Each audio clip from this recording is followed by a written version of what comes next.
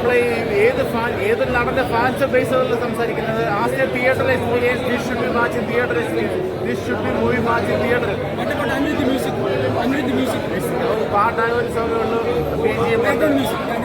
BGM ഉണ്ട് ശരിയാണ്, പക്ഷെ ഇത് തിയേറ്റർ വാച്ച് ചെയ്യേണ്ട മൂവിയാണ്. പക്ഷെ ചെറുതായിട്ട് പക്ക ഹോളിവുഡല്ല, ഇത് തമിഴ് മോഡൽ പടമല്ല, പക്ഷേ കളറ് നല്ല ഫിലിമിൻ്റെ അതേ മോഡലല്ല. ഇതാണ് കട്ടി ഒരു വ്യത്യസ്തമാണ്. കാരണം അഭിനയം ശരി ഭയങ്കര, കാരണം അവൻ്റെ എല്ലാ പടം ഞാൻ കാണാണ്. അതായത് കട്ടി നല്ല പ്രാവശ്യം നാട്ടിൽ വരില്ല.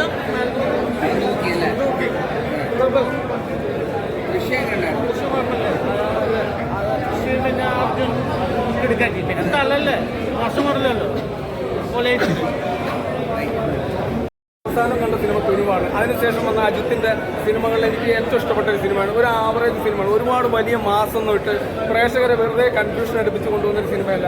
ഒരു സാധാരണ മനുഷ്യനാണ് അദ്ദേഹത്തിന് ചെയ്യാൻ പറ്റുന്ന ആക്ഷൻ രംഗങ്ങൾ ചെയ്തിട്ടുണ്ട്. അതുപോലെ തന്നെ മ്യൂസിക് ആണെങ്കിലും ഡയറക്ഷൻ ആണെങ്കിലും ഇതിന്റെ ഏറ്റവും കൂടുതൽ എടുത്തു പറയുന്നത് ഇതിന്റെ ഫ്രെയിംസ് ആണ്. അതുപോലെ ഹോളിവുഡ് മൂവിയുടെ ഫ്രെയിംസുകളാണ് ചെയ്തിരിക്കുന്നത്. ഒരു സിനിമയായിട്ട് ഇതിന് ഒരു ബന്ധമുണ്ടെന്നൊക്കെ പറയുന്നുണ്ട്. പക്ഷേ അങ്ങനെയുള്ള കുറച്ച് ഭാഗങ്ങളുണ്ട്. അതെല്ലാ സിനിമകളിലും അങ്ങനെ ഉപയോഗിക്കാറുണ്ട്. പല ഇംഗ്ലീഷ് സിനിമകളെയും കൊണ്ടുവന്ന് നമ്മൾ മലയാള സിനിമയാണെങ്കിലും തമിഴാണെങ്കിലും അങ്ങനെ ചെയ്യാറുണ്ട്. അപ്പോൾ ഫ്രെയിംസ് ആണെങ്കിലും അതുപോലെ ഡയറക്ഷനും മ്യൂസിക് പിന്നെ ഇതിൻ്റെ കഥയാണെങ്കിലും ഒരു സാധാരണ ഒരു നോർമൽ മനുഷ്യൻ സാധാരണക്കാരൻ്റെ ജീവിതത്തിൽ ഉണ്ടാകുന്ന കഥയാണ്.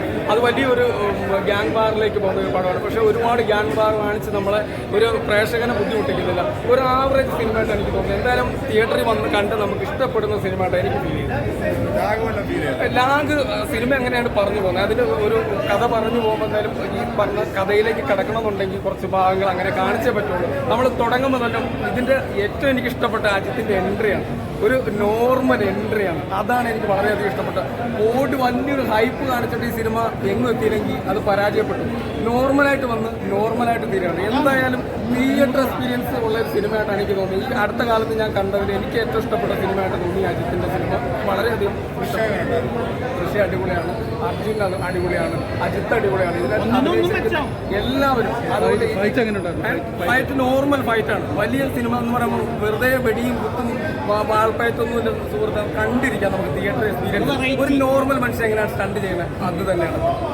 അത്രേ ഉള്ളൂ പടം. എന്തായാലും അഡ്വാൻസ് പ്രീ ബുക്കിംഗ് കിട്ടിയ പടമാണ്.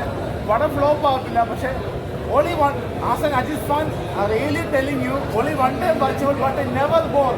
Only scene പോലും കൂടെ അടിപ്പിക്കുന്നില്ല. പക്ഷേ പക്ക വാച്ചബിൾ ആയിരിക്കും ഉറപ്പായിട്ടും. ഡെയിലി ഒരു അജിത് ഫാൻ അല്ലെങ്കിൽ പറയുകയാണെന്നുണ്ടെങ്കിൽ ബാക്കി കാര്യങ്ങൾ നോക്കുക. Daily at least